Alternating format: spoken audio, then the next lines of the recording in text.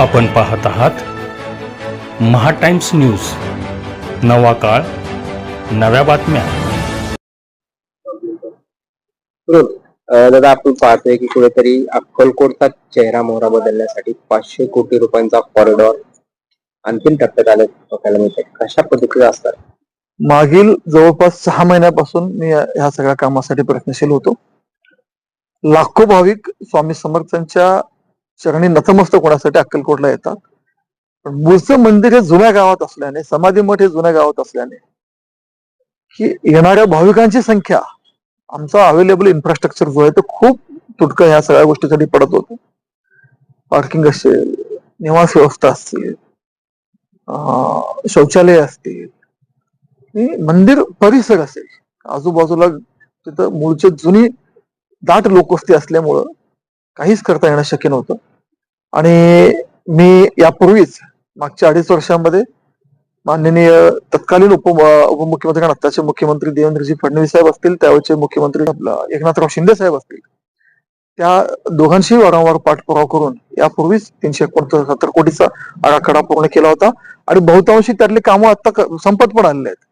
पण खूप मोठ्या प्रमाणात अजून निधीची गरज होती. लँड ॲक्विजिशन होणार आहे.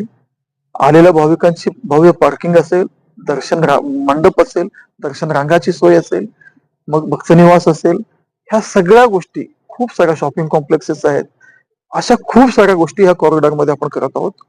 या राज्याचे लाडके मुख्यमंत्री, जे आता राज्यातील सगळ्याच देवस्थानाला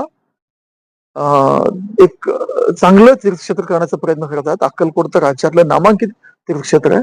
आणि वारंवार मी पाठपुरावा करतो. त्यासाठी SPA म्हणून, विशेष नियोजन प्राधिकरण म्हणून, या राज्याच्या इतिहासात पहिल्यांदा म्हाडा या संस्थेकडे एखाद्या मंदिर कॉरिडॉर निर्मितीची जबाबदारी देण्यात आली.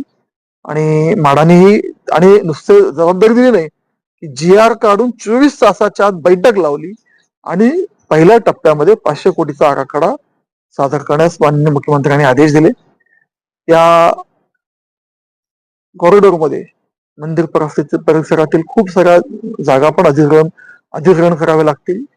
त्यानंतर मग पार्किंग डेव्हलपमेंट असेल, दर्शन रांग असेल, दर्शन बारी असेल, मूळचं मंदिर असेल, मोठ्या प्रमाणात ह्या सगळ्या गोष्टी निर्माणाचे काम आता होत आहेत. आणि येणाऱ्या काळामध्ये हा पहिला टप्पा फेज 1 आणि फेज 2, म्हणजे पहिल्या टप्प्यामध्ये मंदिर आणि समाधी असे असतील, समाधी मठ, आणि दुसऱ्या टप्प्यामध्ये पालखी मार्ग, आणि पहिल्या आणि दुसऱ्या टप्प्यानंतर एक अक्कलकोट तीर्थक्षेत्र म्हणजे राज्यातलं एक चांगलं तीर्थक्षेत्र म्हणून, यापूर्वीच तसं नाव मोठं लौकिक स्वामी महाराजांचं या देशभरात आहे. पण इथं सोयी सुविधांचा खूप अभाव होता. पण या सगळ्या गोष्टी येणाऱ्या काळात माननीय मुख्यमंत्री देवेंद्रच्या नेतृत्वाखाली दूर होतील, याची मला खात्री आहे.